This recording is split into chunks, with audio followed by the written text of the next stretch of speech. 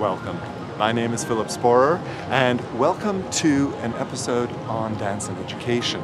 Dance and education forms an important part of the development of this art form in Quebec.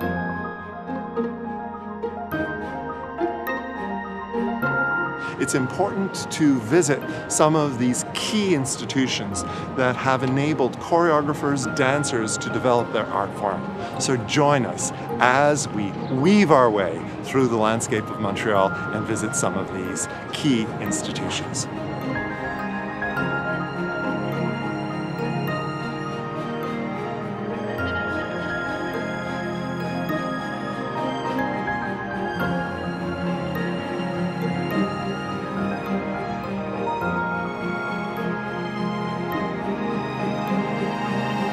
This is McGill University. In 1912, this is the location where the very first dance classes occurred. And this is a very significant year. In 1929, it became more formalized under the Department of Physical Education, under the direction of Ellen Mary Cartwright. And she was a woman who introduced ideas of modern dance and interpretive dance. In 1938, on this very same campus, through the Physical Education Department, the Women's Division, we saw the arrival of Thelma Wagner. Thelma Wagner introduced ideas that were more contemporary and more experimental. And this was at a time where in Quebec, the Catholic Church was very much defining what was sinful and what was not. And dance was certainly amongst the activities that was considered a sinful act. So it was a stimulating time and an important time. And here we had at McGill University the introduction of some of the very important American modern dance concepts that would begin to enliven the entire scene here in this city.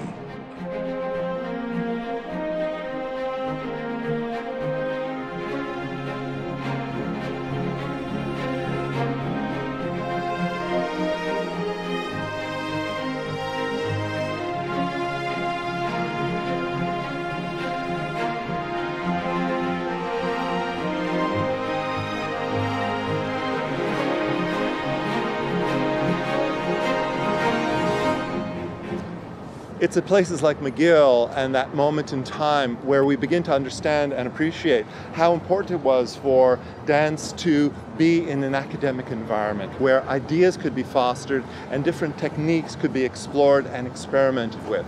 What we see after dance leaves McGill in the 1970s is that Concordia takes up the mantle in terms of choreographic program, and UQAM, the Universite du Québec à Montréal, begins to, again, instruct its dancers in both interpretation and choreographic skill.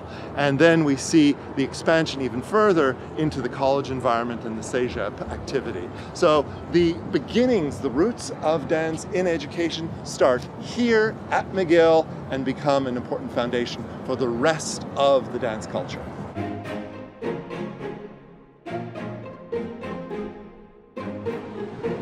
In 1979, Concordia University and the Department of Fine Arts decided that they would invite Elizabeth Langley to create a brand new contemporary dance department.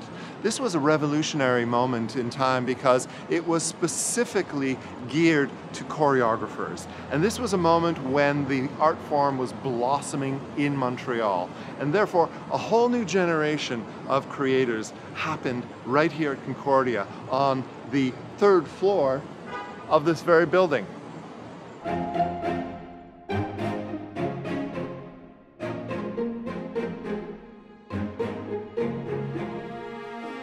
Two of the graduates of the Concordia department, Andrew Tay and Sasha Kleinplatz, who ran a company, Wants and Needs, decided to create a new event called Short and Sweet, inviting choreographers and dancers from across the landscape of Montreal to create new short works. And it's been going on for a number of years successfully, bringing in new audiences to dance in Montreal. I think it came out of a selfish desire of me and Sasha. We wanted to show our work more, and so we wanted to create an opportunity for that. Also, we wanted to meet other artists and to also have a space where Anglophone and Francophone artists of different dance aesthetics come together and actually have a dialogue with each other and party together. When I first moved here, there was definitely a kind of Quebec dance aesthetic, and this still is very prevalent, but there's also all kinds of other work that's starting to spring up, and I think the community here is really strong.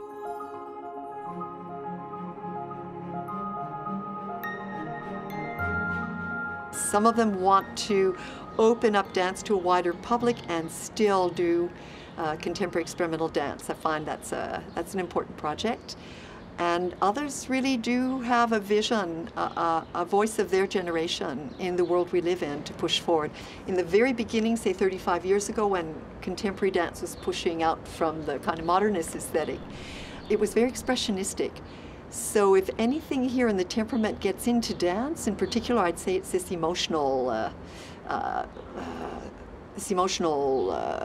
edgy kind of emotional excess, perhaps. I saw it as excessive in the beginning, and I've gotten used to it now.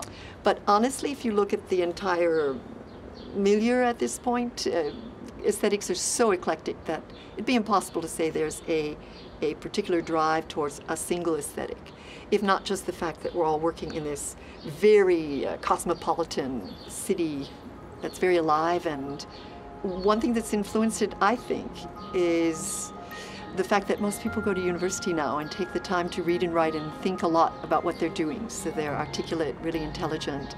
I'd say much more than 25 years ago. They're able to talk about and think about deeply what they're doing.